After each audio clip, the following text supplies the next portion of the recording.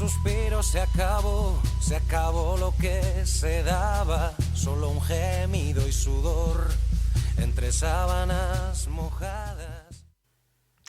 Preguntas de un obrero que lee, de Bertolt Brecht. ¿Quién construyó Tebas, las de las 7 puertas? En los libros aparecen los nombres de los reyes. ¿Arrastraron los reyes los bloques de piedra? Y Babilonia, destruida tantas veces, ¿quién la volvió siempre a construir? ¿En qué casas de la dorada Lima vivían los constructores? ¿A dónde fueron los albañiles la noche en que fue terminada la muralla china? La gran Roma está llena de arcos de triunfo. ¿Quién los erigió? ¿Sobre quiénes triunfaron los césares? ¿Es que Bizancio, la tan cantada, solo tenía palacios para sus habitantes? Hasta en la legendaria Atlántida, la noche en que el mar se la tragaba, los que se hundían gritaban llamando a sus esclavos. El joven Alejandro conquistó la India. ¿Él solo? César derrotó a los galos. ¿No llevaba siquiera cocinero? Felipe de España lloró cuando su flota fue hundida. ¿No lloró nadie más? Federico II venció en la Guerra de los 7 años. ¿Quién venció además de él? Cada página una victoria. ¿Quién cocinó el banquete de la victoria? Cada 10 años un gran hombre. ¿Quién pagó los gastos? Tantas historias, tantas preguntas. Con este poema de Bertolt Brecht estaba reclamando el reconocimiento de los estudios de la historia para la gente anónima, para la ciudadanía común. El título habla por sí solo. Es el obrero que después de leer los acontecimientos históricos comprueba que nada se habla de la participación de la sociedad en general, mientras se ensalza a los grandes hombres, casi nunca mujeres, por cierto. El obrero que lee se pregunta si estos grandes hombres fueron ellos solos, con su exclusivo esfuerzo, quienes construyeron la historia. Ya lo decíamos hace un par de semanas en este mismo programa. Eran épocas en que la historia se narraba de gran hombre en gran hombre. Esta semana pasada se han desclasificado a bombo y platillo algunos de los documentos relacionados con el golpe de Estado del 23 de febrero de 1981. Para la mayoría de los historiadores e historiadoras ha resultado una decepción, puesto que había grandes expectativas para conocer cómo se desarrollaron los hechos a la luz de las pruebas fehacientes. Para ellos y ellas no había respuesta a la pregunta de quién había sido el verdadero instigador del golpe. ¿Se estaba ocultando la implicación de Juan Carlos I? Si hemos de hacer caso a los medios de comunicación, no hay duda. Juan Carlos I neutralizó el golpe. ¿A quién hacemos caso? No somos expertos, así que no podemos llegar a una conclusión.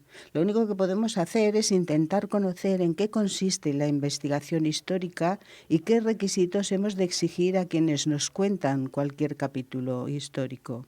No vaya a ser que, como el obrero que lee de Brecht, nos tengamos que preguntar sobre la parte que se oculta.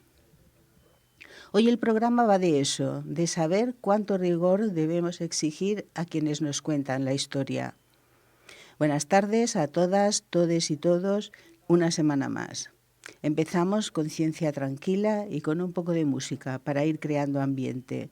Escuchamos a Manu Chao, Mentira.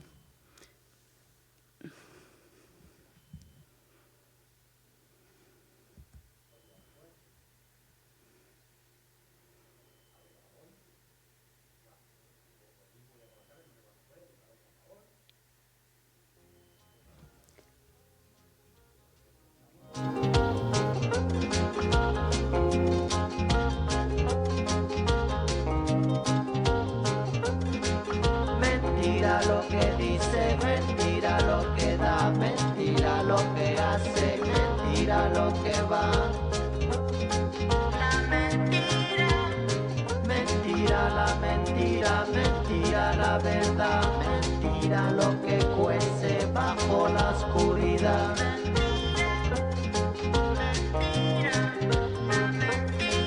Mentira el amor, mentira el sabor, mentira la que manda, mentira comanda. Mentira, mentira, la mentira. cuando empieza, mentira no se va, mentira, mentira, la mentira. Mentira no se borra, mentira no se olvida, mentira, la mentira. Mentira cuando llega, mentira nunca se va. Mentira, mentira la mentira, mentira la verdad.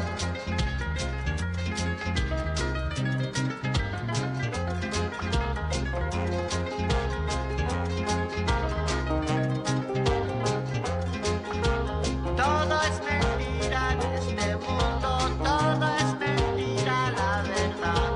Todo es mentira, yo me digo, todo es mentira, ¿por qué será? Todo es mentira en este mundo, todo es mentira la verdad. Todo es mentira, yo me digo, todo es mentira, ¿por qué será?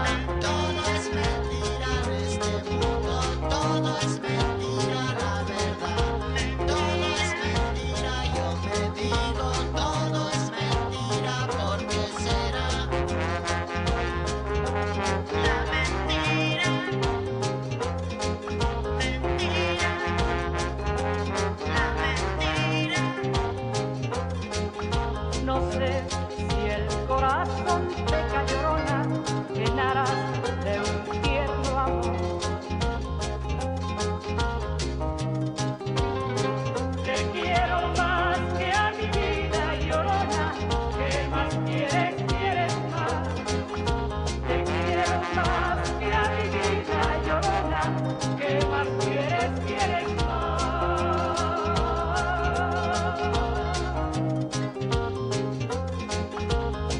Señor delegado, ¿es nuestro problema del desalojo? ¿Qué nos dice? Pero, ¿quién se acuerda ahorita de problemas, Linda? Vaya por ahí, diviértase, ándele.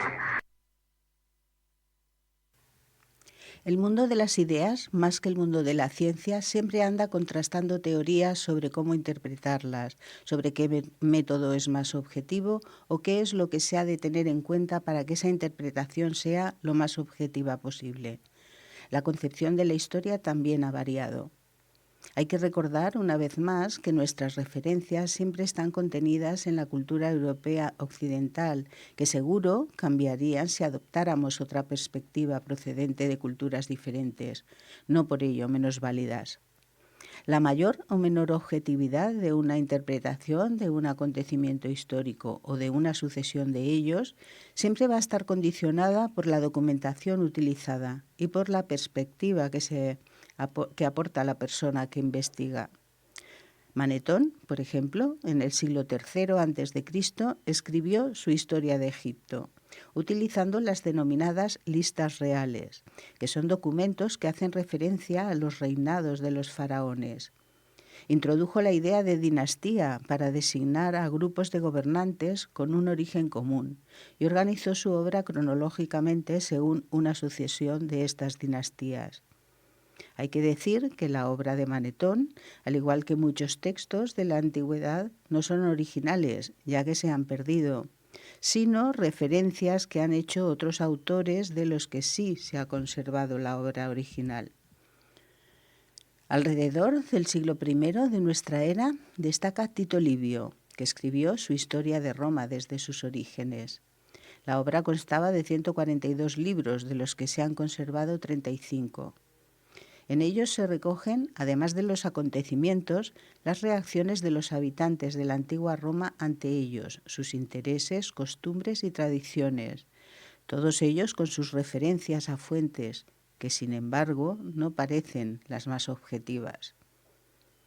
Un poco más adelante, a comienzos del siglo II, Publius Cornelius Tácito escribe sus Anales, que organiza por años sucesivos con intención de escribir una crónica objetiva sobre los emperadores romanos que sucedieron a la República. Sin embargo, también se preocupa por las causas y efectos de los acontecimientos, así como por los rasgos psicológicos de los gobernantes que protagonizan los años estudiados por él.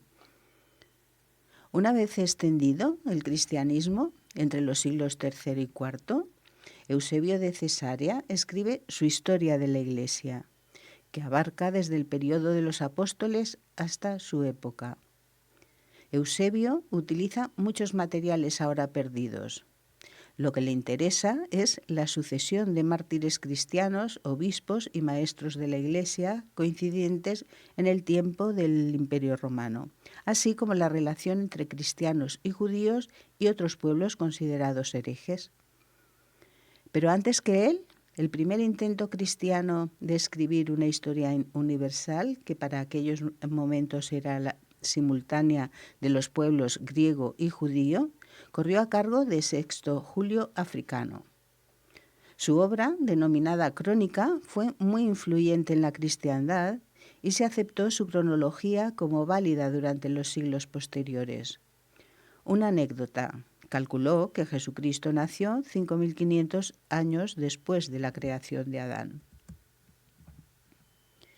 Preocupados por establecer una cronología eclesiástica, era importante tomar una referencia a partir de la cual contar el tiempo.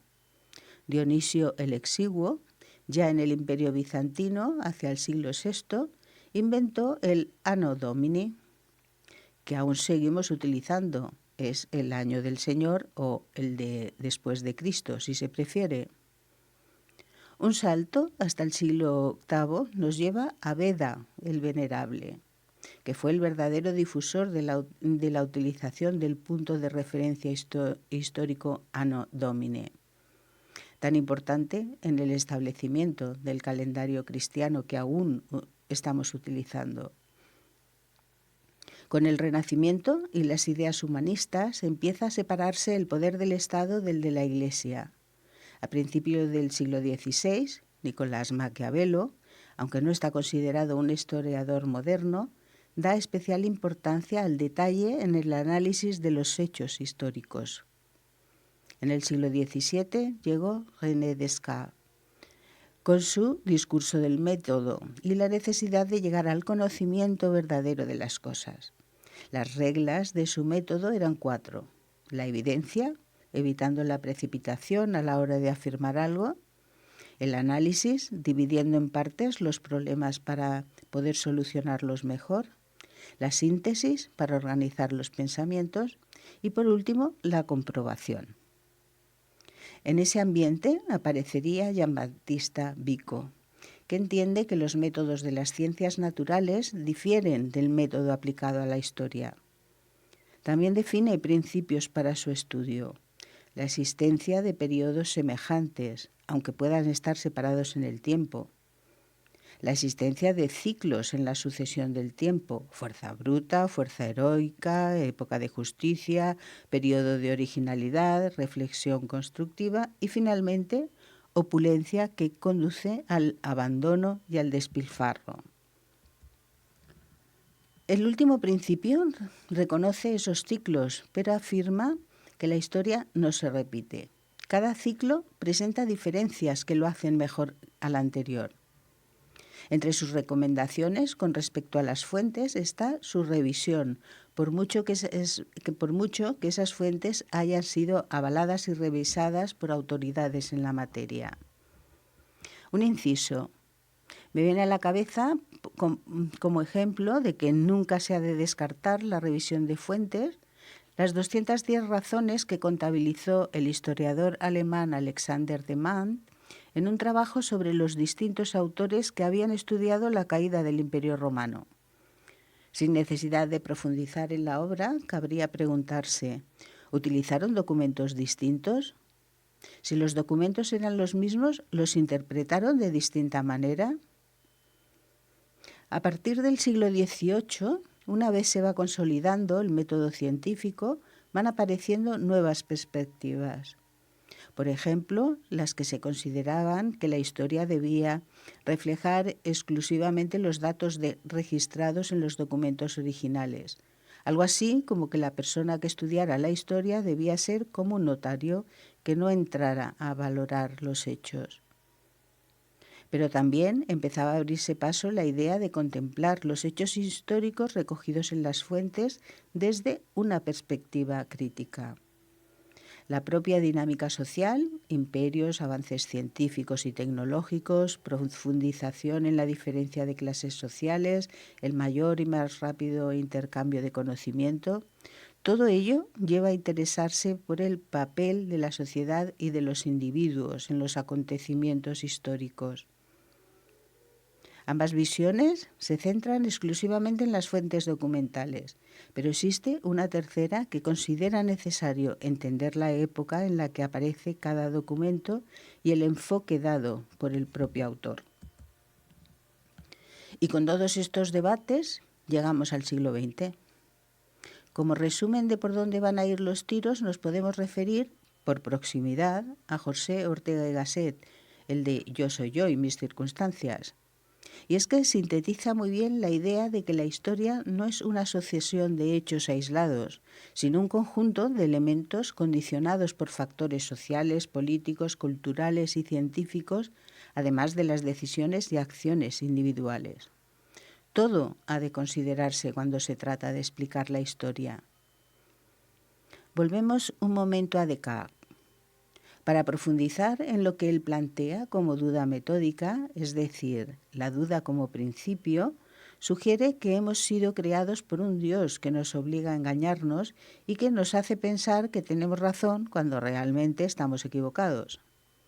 Él identifica esa tendencia a creernos en posesión de la verdad como la existencia de un genio maligno. Para reflexionar, digo yo. El paraíso perdido del poeta inglés John Milton se plantea, entre otras cosas, como la parte oscura de un Dios que, siendo en sí mismo la bondad, permite el sufrimiento.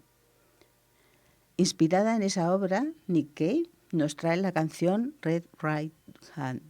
Por ponerle imaginación, podemos pensar que esa mano derecha roja representa al genio maligno de Descartes que siempre nos tienta. Escuchamos la canción.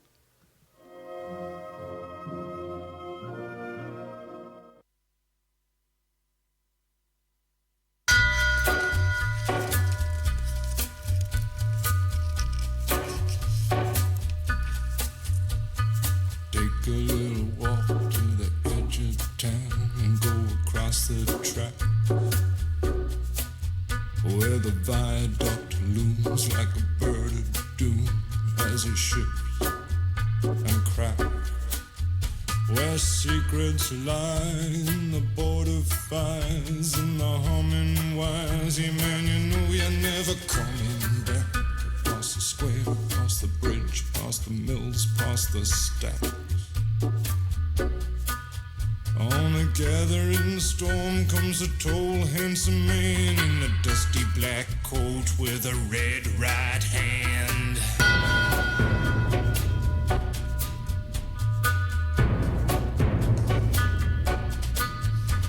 He'll wrap you in his arms, tell you that you've been a good boy. He'll rekindle all the dreams that took you a lifetime to destroy. He'll reach deep into the hole, heal your shrinking soul, but there won't be a single thing that you can do. He's a god, he's a man, he's a ghost, he's a guru. They're whispering his name through this disappearing land, but hidden in his coat is a red right hand.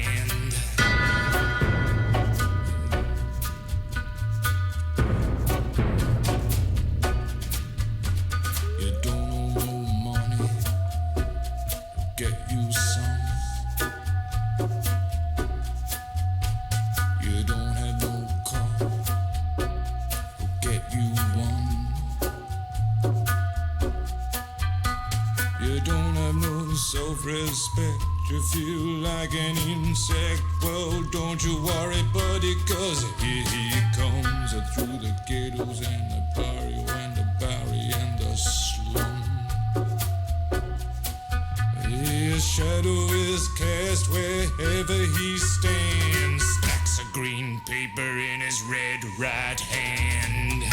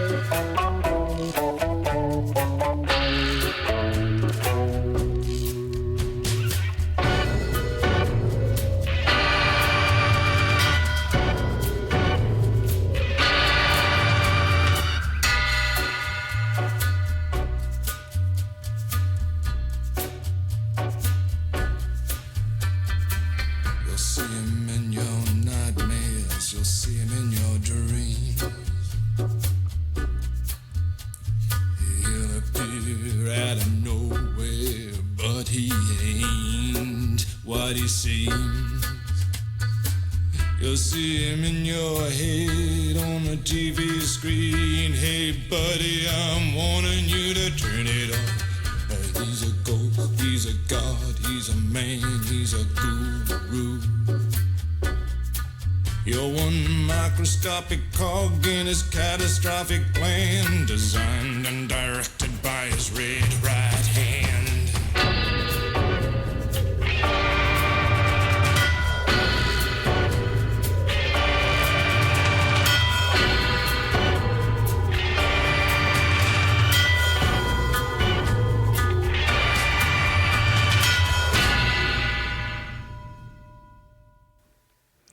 Uno de los pensadores más influyentes en nuestra cultura europea occidental ha sido Walter Benjamin. Para quienes no lo sepan, Benjamin es un pensador alemán que se suicidó en Portbou, donde está enterrado, creyendo que iba a ser detenido por las autoridades franquistas españolas a su paso por la localidad, cuando estaba huyendo de los nazis. En una vuelta de tuerca más, una de las ideas que se atribuyen a Benjamin respecto a su concepción de la historia es que nos sitúa a cada uno de nosotros como parte de esa historia. A ver si me puedo explicar bien. Nosotros vivimos en un momento que es, para cada cual, el presente. Aparte de nuestro acercamiento a la historia mediante los textos que nos llegan de los historiadores profesionales, nosotras, en nuestro presente, somos producto de esa historia que nos cuentan. Y además de que hemos sido moldeados por esa historia como parte activa del futuro. Con nuestras conductas y actitudes ayudamos a decidir ese futuro.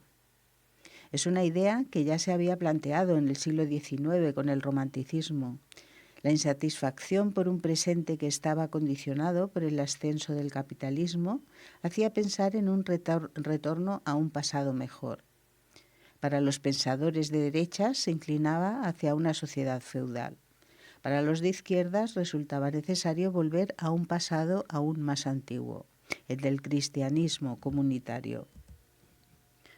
Benjamin analiza las dos tendencias que en ese momento veía como características del modo de pensar europeo.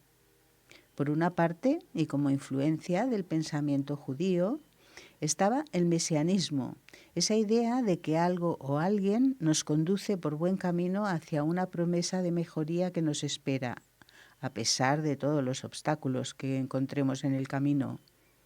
Personalmente, me hace pensar en que por detrás de esa consideración ideal de ser el pueblo escogido, que en términos más amplios vendría a ser la cultura europea es superior a cualquier otra, es la civilización escogida. La otra influencia es la tendencia a idear utopías, sociedades mejores. Para unos, los de derechas, ya lo hemos dicho, están las medievales y feudales.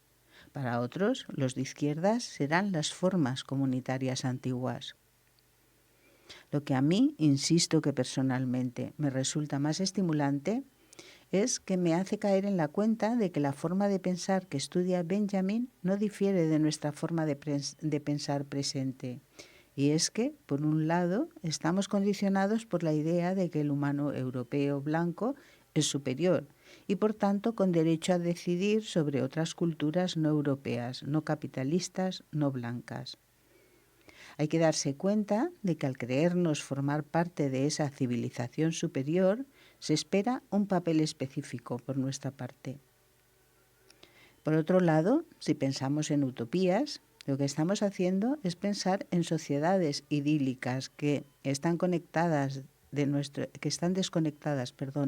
nuestro presente.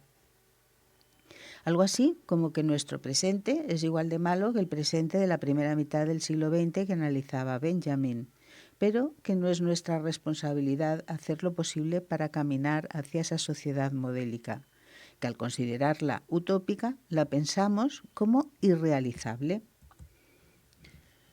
Para Benjamin, la utopía es el socialismo descrito en la teoría, y la forma de alcanzarlo, según esa manera de entender mesiánica, nos conduciría hacia él obligándonos a salvar todos los inconvenientes que se nos presenten.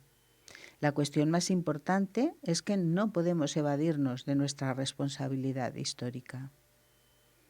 Entre las tesis defendidas por Benjamin se concluye que la historia, la que se nos pone de referente, siempre está escrita por los vencedores. No es difícil pensar que aquellos que escriben sobre la historia no van a dejar de adular, o al menos dejarán a un lado las críticas a quien ha resultado vencedor. Lo que propone Benjamin, utilizando una expresión célebre suya, es cepillar la historia a contrapelo, rebelarse contra la corriente que da por buenos los hechos que han conducido a la victoria.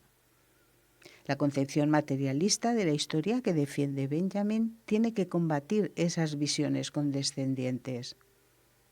De las 19 tesis de la obra de Benjamin, os dejo un enlace por si queréis profundizar. Dejo de lado las que hacen referencia a otras ideas que se apartan de la de su concepto de historia. Por ejemplo, las referentes a político, socialdemocracia o progreso. Por recrearnos un poco más, os leo textualmente la novena de esas tesis. Hay un cuadro de Klee que se titula Angelus Novus. Se ve en él un ángel, al parecer en el momento de alejarse de algo sobre lo cual clava la mirada. Tiene los ojos desorbitados, la boca abierta y las alas tendidas. Todo esto lo cuenta Benjamin en la novena tesis. El ángel de la historia debe tener ese aspecto. Su rostro está vuelto hacia el pasado. En lo que para nosotros aparece como una cadena de acontecimientos, él ve una catástrofe única, que arroja a sus pies ruina sobre ruina, amontonándolas sin cesar. El ángel quisiera detenerse, despertar a los muertos y recomponer lo destruido. Pero un huracán sopla desde el paraíso y se arremolina en sus alas, y es tan fuerte que el ángel ya no puede plegarlas.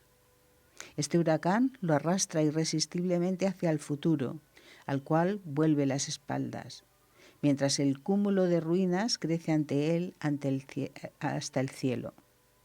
Este huracán es lo que nosotros llamamos progreso. Se termina la cita. Por añadir algo referente a este texto, si algo deja claro es que el pasado no se puede cambiar. Y tampoco me resisto a leer otro texto que Bertolt Brecht escribió al enterarse de la muerte de su amigo como imagen de su memoria y para su constancia en la historia. Me dicen que adelantándote a tus verdugos has levantado la mano contra ti mismo.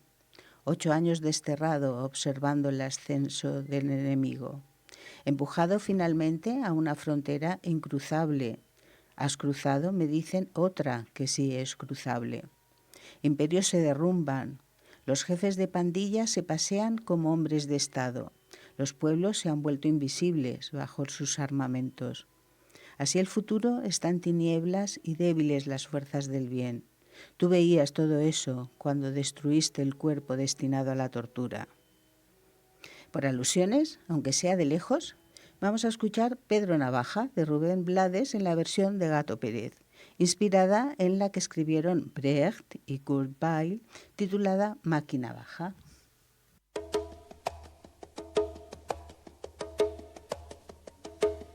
Por la esquina del viejo barrio lo vi pasar, con el tumbao que tienen los guapos al caminar, las manos siempre en los bolsillos de su gabán, pa' que no sepan en cuál de ellas lleva el puñal. Usa un sombrero de ala ancha de medio lado y zapatillas por si hay problemas salir volao. Gafas oscuras pa' que no sepan que está mirando, y un diente de oro que cuando ríe se ve brillando. A 3 manzanas de aquella esquina una mujer va recorriendo la acera entera por 5ª vez, y en un portal entra y se da un trago para olvidar que el día está flojo y no hay clientes para trabajar. Un coche pasa muy despacito por la avenida. No tiene marcas, pero todos saben que es policía. Pedro Navaja, las manos siempre dentro del gabán. Mira y sonríe y el diente de oro vuelve a brillar. Mientras camina pasa la vista de esquina a esquina. No se ve un alma, está desierta toda la avenida. Cuando de pronto esa mujer sale del zaguán y Pedro Navaja aprieta un puño dentro del gabán. Mira pa' un lado, mira pa'l otro y no ve a nadie. Y a la carrera pero sin ruido cruza la calle. Y mientras tanto en la otra acera va esa mujer, refunfuñando pues no hizo plata con qué comer. Mientras camina del viejo abrigo saca un revólver esa mujer y va a guardarlo en su cartera pa' que no estorbe. Un 38 Smith & Wilson del especial que carga encima pa' que la libre de todo mal. Y Pedro Navaja, puñal en mano, le fue pa' encima. El diente de oro iba alumbrando toda la avenida. Y mientras reía el puñal le hundía sin compasión. Cuando de pronto sonó un disparo como un cañón. ¡Pum! Y Pedro Navaja cayó en la acera mientras veía a esa mujer que revólver en mano y de muerte herida a él le decía: yo que pensaba, hoy no es mi día, estoy sala. Pero Pedro Navaja, tú estás peor, tú estás en nada. Y créanme gente que aunque hubo ruido nadie salió. No hubo curiosos, no hubo preguntas, nadie lloró. Solo un borracho con los dos muertos se tropezó. Cogió el revólver, el puñal, los pesos y se marchó. Y tropezando se fue cantando desafinado. El coro que aquí les traje, mira el mensaje de mi canción. La vida te da sorpresas, sorpresas te da la vida, ay Dios. La vida te da sorpresas, sorpresas te da la vida, ay Dios. Pedro Navaja, matón de esquina, quien a hierro mata, a hierro termina. La vida te da sorpresas, sorpresas te da la vida, ay Dios. Mira Pedrito, jugabas fuerte, pero hoy se acabó tu suerte. La vida te da sorpresas, sorpresas te da la vida, ay Dios. La vida te da sorpresas, sorpresas te da la vida, ay Dios. La vida te da sorpresas, sorpresas te da la vida. Cuando lo manda el destino no lo cambia, no has pintado. Si naciste pa' martillo, del cielo te caen los clavos. La vida te da sorpresas, sorpresas te da la vida, ay Pedro Navaja, matón de esquina, quien a hierro mata, a hierro termina. La vida te da sorpresas, sorpresas te da la vida, ay Dios.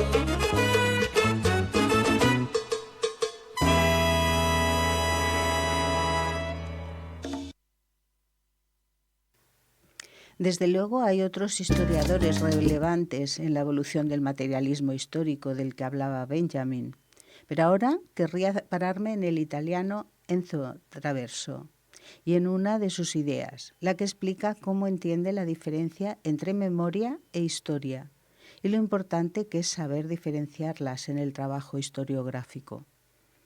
Traverso nos recuerda que para Benjamin hay una distinción entre la experiencia vivida y la experiencia transmitida. No es lo mismo ser testigo directo que compartir recuerdos ni conocer el acontecimiento a través de la narración de una tercera persona.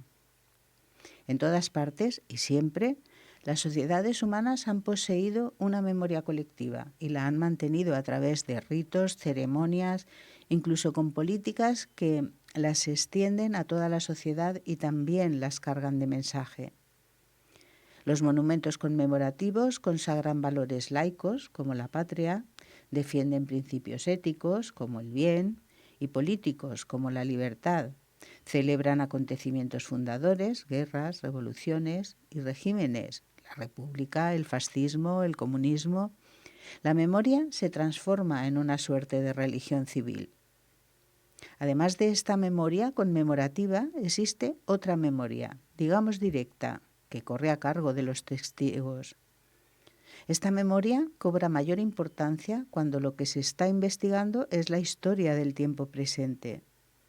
Para la historia, no obstante, lo que interesa es contar con esa memoria directa como una fuente más de información y sometida a las mismas reglas de comprobación que cualquier otra. ¿Por qué debe ser así? Ya nos podemos hacer una idea de que la memoria como experiencia vivida es subjetiva. Y no solo eso, sino que una misma persona relatará el mismo hecho de diferente manera en dos momentos distintos de su vida. Los dos son verdaderos y auténticos, pero cada uno manifiesta una parte de verdad filtrada por la evolución sentimental, cultural o ideológica. Es decir, la memoria, sea individual o colectiva, es una visión del pasado siempre interpretada por el presente.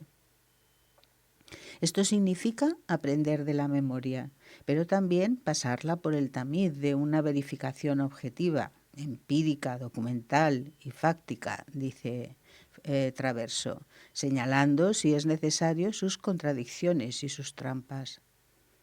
Pero tampoco el historiador o historiadora está libre de condicionamientos e influencias de las que podría intentar alejarse, pero no podrá negarlas. Es decir, deberá procurar un distanciamiento crítico que deberá ser consciente de que hay una influencia tanto en la elección y la forma en que se aproxima como en el tratamiento del tema de su investigación. El historiador está dividido entre el pasado que explora y el presente que vive. Y como profesional está obligado a encontrar un equilibrio entre ese pasado que investiga y su presente, que le inclinará a manipularlo si se deja llevar. Además, precisamente porque participa activamente en la vida de la sociedad civil, el historiador también contribuye a la formación de una conciencia histórica igualmente colectiva. Por otro lado, la memoria, con todos los filtros necesarios, es necesario que se tenga en consideración, sobre todo, como resistencia al olvido de un determinado régimen político que puede intentar crear cerrando archivos o presentando obstáculos a la investigación. Hay memorias oficiales mantenidas por instituciones, incluso por los estados, y memorias silenciadas, ocultas o prohibidas. Está claro que la visibilidad y el reconocimiento de una memoria dependen también del poder y de la fuerza de sus protagonistas. Para Massinri, esa memoria más visible retroalimenta el interés, es decir, un hecho recordado reiteradamente por las instituciones será considerado con mayor interés, además de ser más incentivada su investigación desde esas mismas instituciones. Por ir concluyendo, para Traverso existe una coincidencia de objetivos entre la historia y la memoria. Ambas persiguen la verdad y la justicia. Nos recuerda que para algunos el historiador no es un juez. Su tarea no consiste en juzgar, sino en comprender. Otros piensan que todo trabajo histórico supone también implícitamente un juicio sobre el pasado. Como vemos, hay opiniones para todos los gustos, pero solo los regímenes totalitarios, donde los historiadores son reducidos al rango de ideólogos y propagandistas, poseen una única verdad oficial. De todas formas, se podría decir que el historiador y el juez comparten un mismo fin, la investigación de la verdad, y esa búsqueda de verdad necesita pruebas. En el caso de la justicia, la verdad es normativa, definitiva y obligatoria. Para el historiador es otra verdad. No se limita a restablecer los hechos, sino que trata de contextualizarlos, de explicarlos formulando hipótesis e investigando causas que los han producido. Allí donde la justicia ha cumplido su misión, señalando o condenando al culpable de un crimen, la historia comienza su trabajo de búsqueda y de interpretación, tratando de explicar cómo éste llegó a ser un criminal, su relación con la víctima, el contexto en el cual ha actuado, así como la actitud de los testigos que han asistido al crimen, que no supieron impedirlo, que lo toleraron o aprobaron. En palabras de Enzo Traverso, no se trata de identificar justicia y memoria, sino que frecuentemente hacer justicia significa también rendir justicia a la memoria. La historia, la memoria y la justicia están relacionadas y se sitúan en el centro de la vida colectiva. Y así debe asumirlo el historiador. Si historia, memoria y justicia están unidas, sigue diciendo, entre la historia y la memoria está la política, que también debe tenerse en cuenta. Antes de pasar a los minutos finales del programa, vamos a escuchar otra canción, esta dedicada a nuestra memoria histórica, Una lágrima en el suelo, del grupo Barricada.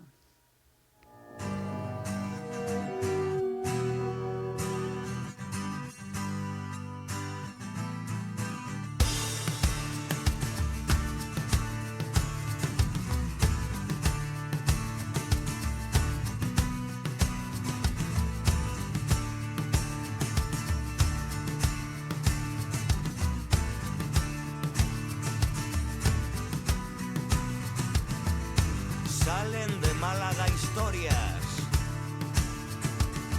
escapan por la frontera memorias, aniquilan en Guernica sentimientos y en Asturias se cuelan cantos de muertos. Ahora es echar a andar y una lágrima en el suelo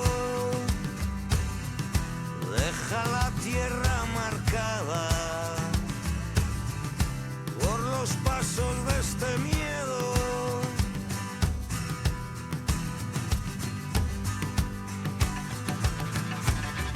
Desfilan las viudas por Santa Aguda, niños y niñas en barcos desfilan, también en los pozos de Caudet desfilan 1 millar de víctimas.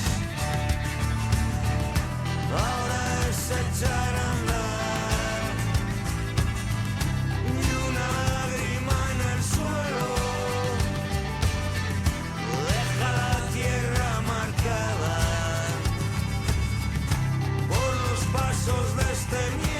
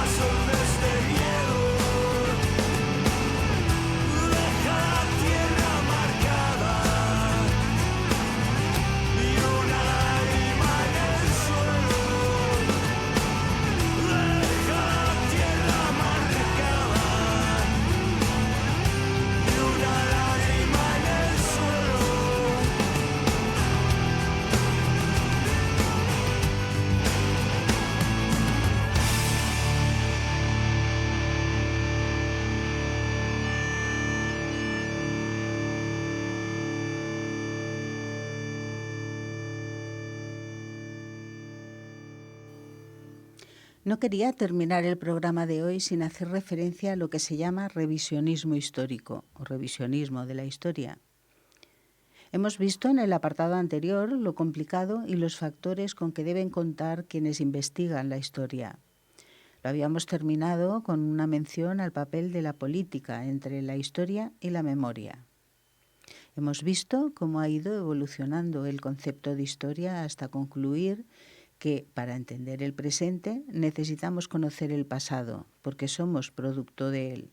Y con este conocimiento seremos capaces de moldear el futuro. Y eso también lo tienen presentes quienes gobiernan. Académicamente, revisionismo es una tarea de actualización del conocimiento histórico a la luz de nuevos datos que no se conocían con anterioridad. Sabemos por los medios de información de nuevos descubrimientos, por ejemplo, arqueológicos, que modifican lo que sabíamos. Sin embargo, existe otro revisionismo más extendido en la actualidad que se origina fuera de los circuitos académicos y que opera más en la esfera de influencia de la opinión pública.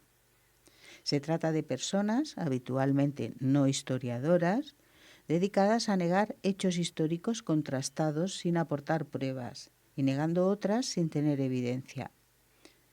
Sus teorías tratan de oponerse a las versiones consensuadas en la investigación, tergiversando, contradiciendo o falseando los datos. No pudiendo presentar sus teorías ante el mundo de expertos, han contado, en cambio, con un apoyo mediático que les ha permitido llegar a una mayoría de gente.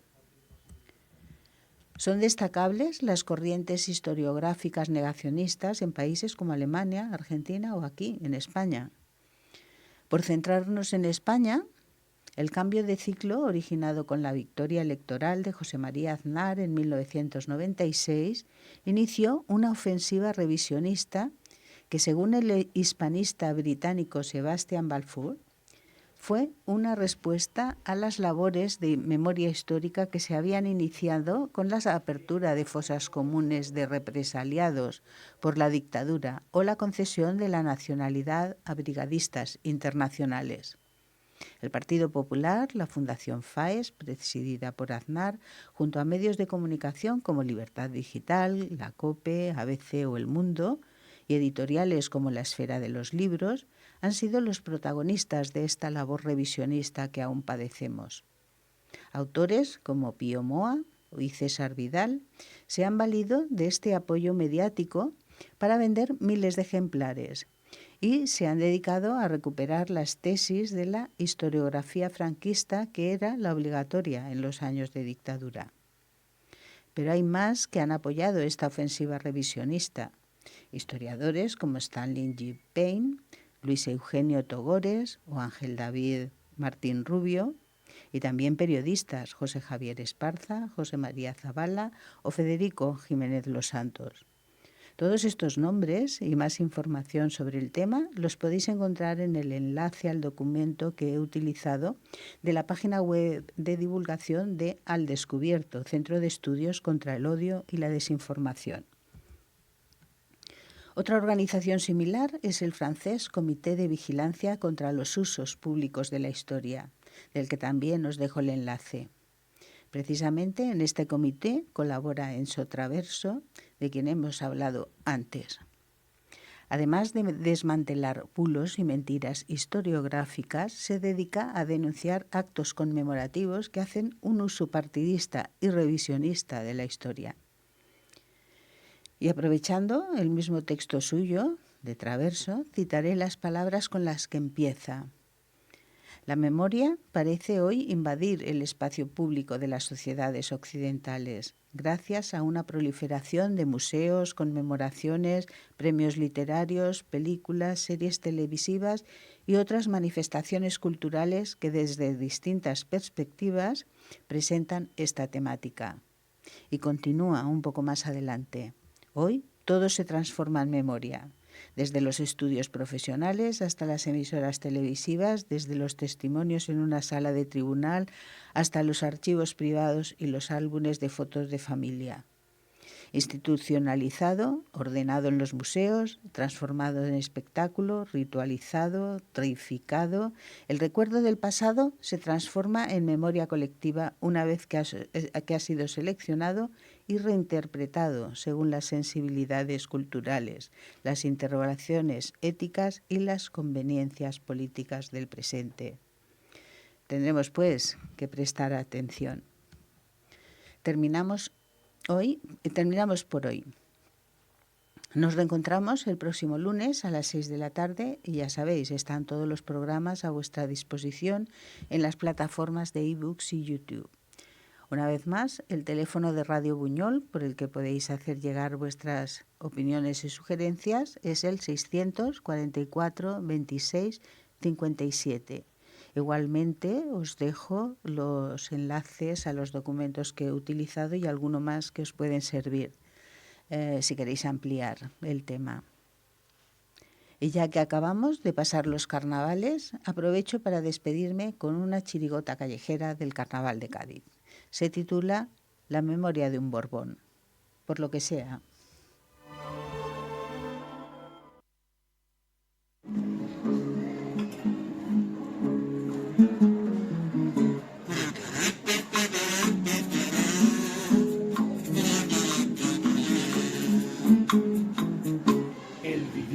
Muy tranquilo en Portugal, pero Tito Paco lo mandó a llamar. Quita del medio a tu hermano y no te ensucies las manos, que te voy a colocar. Vamos a hacer una transición que sea ejemplar. Tú tranquilo no va a tener que hacer nada. Si te ponen algún pero, o tú hablas con Tejero, que algo se le ocurrirá. Las memorias que el Borbón ha querido publicar, dice que lo cuenta toda la mitad, no es verdad. Que memoria selectiva siempre va riendo pa' él. No vea con el campechano, no ha dado coba otra vez. Las memorias de un Borbón. Los millones que le dio un Marajá, a Suiza se los tuvo que llevar. Dice que cometió errores, que le pasa a los mejores, que lo hizo sin maldad. Jubilado y sin pensión dice que está, y de ahorros ha tenido que tirar. A pagarle a los camellos, que no puede vivir sin ellos, él y su nieto Froilán. Las memorias que el Borbón ha querido publicar, dice que lo cuenta toda la mitad, no es verdad. Que memoria selectiva siempre va riendo pa' él. No vea con el campechano, no ha dado coba otra vez. Las memorias de un Borbón. Dice que a su nuera no la puede ver, porque ella lo que hace es marmeté. Vino de un telediario, sacó al niño del armario y lo puso contra él. A la Sofi la tenía en un altar, porque ella lo esperaba para cenar. En zarzuela con su bata le llamaría huevo y papa, y él llegaba comió ya. Las memorias que el Borbón me ha querido publicar, dice que lo cuenta toda la mitad, no es verdad. Que memoria selectiva siempre va riendo pa' él. No vea con el campechano, no ha dado coba otra vez. Las memorias de un Borbón. A Corina le decían la bien pagada, para él era un desliz ocasional. Con Gabriela de Saboya y con Bárbara y Paloma, que de ocasionalidad. De la moto no ha contado nada de nada, y salía todas las noches pa' casa. Entre cuernos de elefante y mujeres elegantes, la moto tenía gripa. Las memorias que el Borbón ya querido publicar, dice que lo cuenta todo, la mitad no es verdad. Que memoria selectiva siempre va riendo pa' él. No vea con el campechano, nos ha dado boba otra vez. Las memorias de un Borbón, para el día que ya lo recoja Dios, ha pedido que aquí lo entierren con honor. Menos mal que enterrarlo, que si fuera incinerarlo, arderá hasta el 3002. Y la estirpe del Borbón perdurará, porque Felipe y Leonor continuarán con la línea sucesoria, que la raya sucesoria es para los Marichalar. Las memorias de un Borbón que quería gobernar, que lo hizo medio bien, regular, más bien mal. Campechano mujeriego, cazador empotrador, gobernando era Juan Carlita, y nos comimos un Borbón. Sí.